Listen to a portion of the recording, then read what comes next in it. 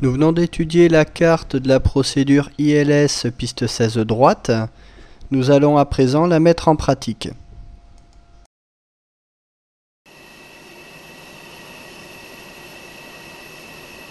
Falcon 81, clear for ILS procedure, runway 16 right, report passing 5,000 feet, QNH 3013.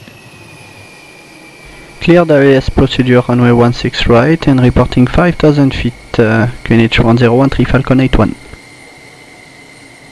Je suis à 10 000 pieds à MSL, plein réduit. Je laisse chuter la vitesse vers 250 nœuds. J'entame déjà mon virage à droite pour aller chercher l'arc DME 14 nautique. Je stopperai le virage initialement à un cap 340. Je descendais initialement vers 8000 pieds. Maintenant que je prends l'arc DME 14 nautique, je peux poursuivre la descente vers 3500 pieds à MSL. Je garde une vitesse inférieure à 250 nœuds pendant toute la descente.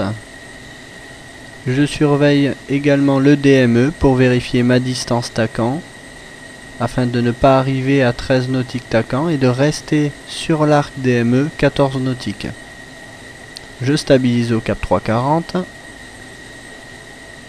À partir de maintenant, j'ai juste à surveiller la distance DME pour maintenir l'arc et poursuivre ma descente 250 nœuds, plein réduit, jusqu'à 3500 pieds à MSL. Je profite de la descente pour sélectionner le radial 160, qui est l'équivalent du radial 340, mais en tout. Je commence à corriger un petit peu vers la gauche pour maintenir l'arc DME.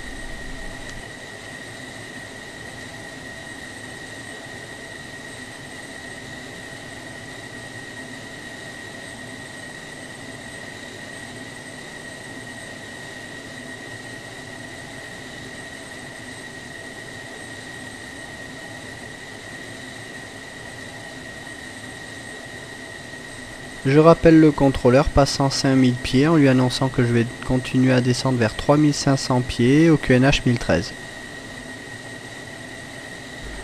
Falcon 81 passing 5000 feet QNH 1013 to 3500 feet. Report established and localizer.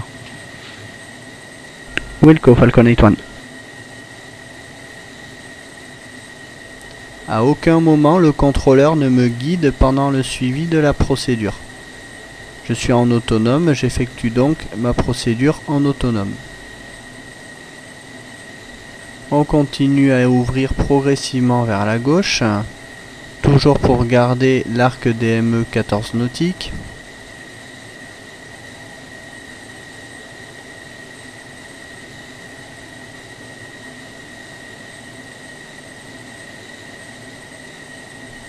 Lorsque j'atteins 3500 pieds à MSL, je stabilise le vecteur vitesse sur l'horizon pour stopper la descente.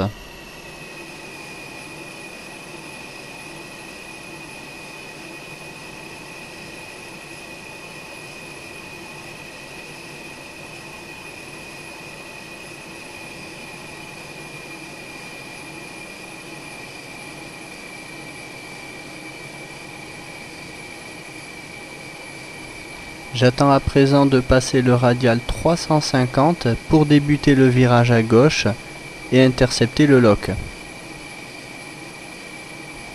Je suis toujours pour l'instant en mode instrument TACAN.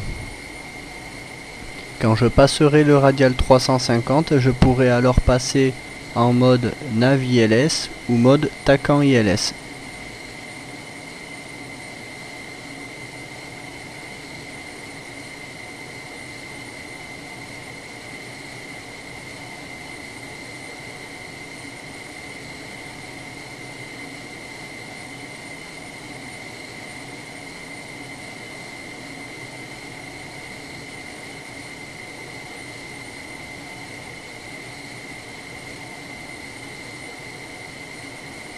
Si ça n'est pas déjà fait, je rentre la bonne fréquence de l'ILS de Kunsan 110.3.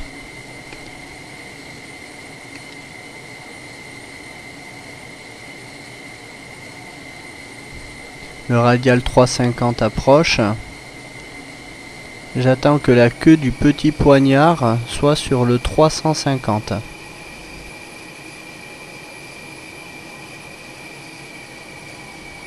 Voilà, je suis à présent sur le radial 350. Je peux débuter mon virage pour intercepter le lock. Je peux à présent poursuivre la descente vers 2000 pieds QNH. Et je vais dans un premier temps chercher à m'aligner sur mon radial 160. Je vais donc centrer le CDI sur le poignard. Lorsque je serai pratiquement aligné sur le radial, je pourrai alors basculer en mode ILS. Et je verrai les barres ILS s'afficher sur l'ADI et sur le HUD. Je suis à présent pratiquement sur le radial 160, je bascule en mode ILS, les barres apparaissent et je vais maintenant rester aligné sur le lock qui correspond à la barre verticale de l'ILS. Je stabilise à 2000 pieds, je débute ma réduction de vitesse, sortie des aérofreins, vitesse inférieure à 250 nœuds, je peux sortir le train. Falcon 81 on localizer, reducing speed. Report establish and glide. Wilco Falcon 81. En mode ILS au HUD, je dois garder mon vecteur vitesse aligné avec la barre verticale du localizer. Pour cela, je peux m'aider du symbole Command Steering en alignant le vecteur vitesse avec ce symbole. Je vais donc garder pour l'instant 2000 pieds et attendre que la barre horizontale de l'ILS qui correspond au glide slope vienne s'aligner au milieu de la barre verticale de l'ILS. Lorsque ça sera le cas, cela signifiera que je serai sur le glide et je pourrai donc débuter ma descente. On voit qu'elle descend petit à petit. Falcon 81 on glide beginning descent. Falcon 81, check gear down and locked. Gear down locked 3 greens, Falcon 81. Roger, report reaching minima. Wilco Falcon 81. Lorsqu'on arrive sur le glide, on se met en descente. La pente idéale est une pente de moins 2,5 degrés. Ici, je suis descendu un petit peu trop lentement lors de la mise en descente. Je vais donc devoir augmenter la pente de descente, toujours pour venir aligner à nouveau le vecteur vitesse avec la barre horizontale et garder ainsi une croix parfaitement correcte sur les barres ILS.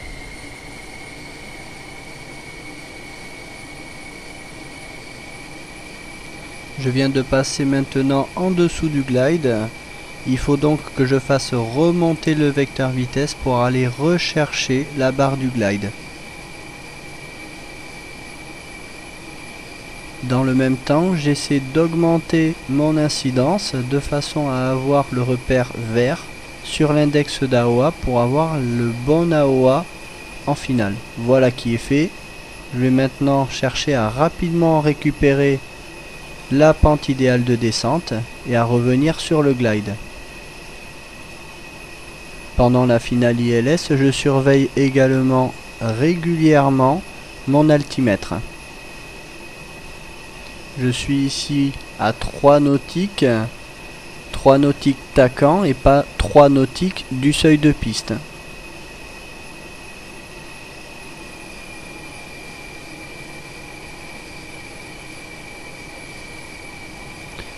Maintenant je passe légèrement au-dessus du plan de descente.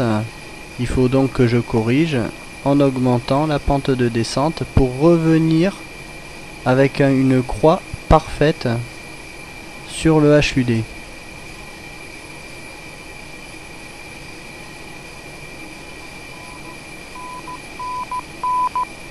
Le code Morse que l'on entend correspond à la balise middle marker qui nous indique que l'on est à 2 nautiques tacant.